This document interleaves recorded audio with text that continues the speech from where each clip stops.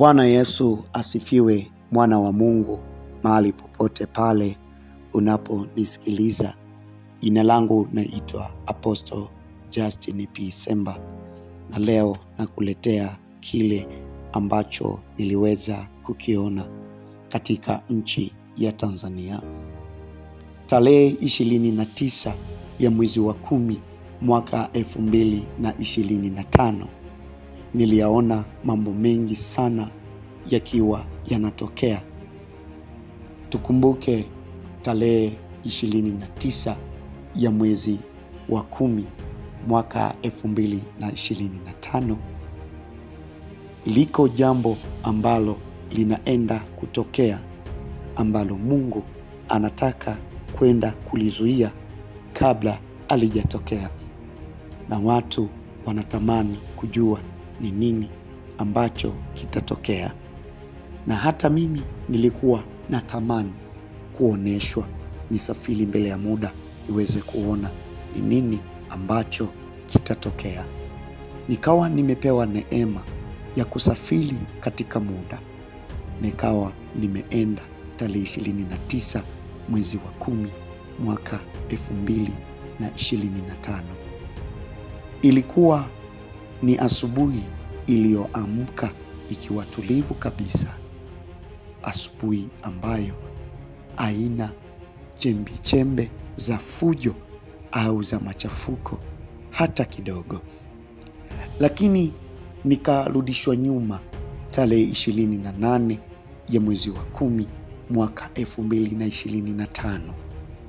Nikawa naona ni usiku ambao nchi ya Tanzania haikuwahi kuandika historia ya kama usiku wa tarehe 28 ya mwezi wa 10 mwaka 2025. Nilikuwa naitazama Tanzania katika viunga vyote na mikoa yote ambayo ipo ndani ya nchi ya Tanzania. Niliyaona magari ya moto yakiwa yamemiminwa.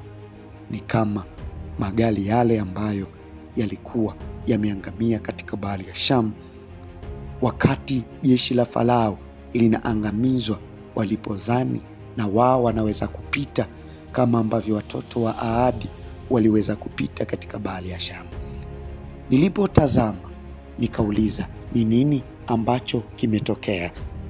Nikaisikia sauti ikiniambia ya kwamba ni usiku wa kuzaliwa kwa hofu, ni usiku wa kuzaliwa kwa mashaka.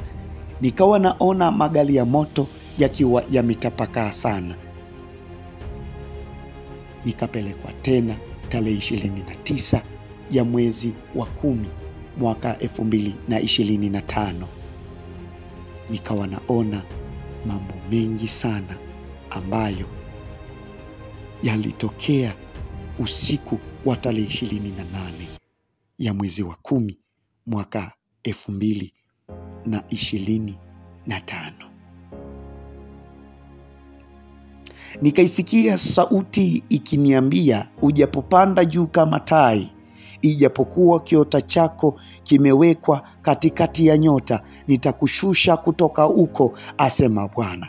Kama wevi wangekujilia, kama wanyang'anyi wangekujilia usiku, jinsi ulivyokatiliwa mbali, je, wasingeiba kiasi cha kuwatosha?